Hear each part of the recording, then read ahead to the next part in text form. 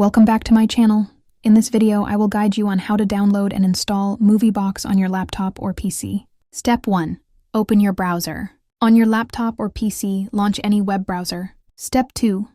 Download an Android emulator. Install an emulator like BlueStacks or Nox Player to run mobile apps on PC. Step 3. Install the emulator. Follow the on-screen instructions to complete the installation. Step 4. Launch emulator. Open the emulator once it's installed. Step 5. Add Google account. Sign in with your Google account inside the emulator. Step 6. Get MovieBox APK. Download the MovieBox APK file on your PC. Step 7. Install APK in emulator. Drag and drop the APK file into the emulator or use its install option. Step 8.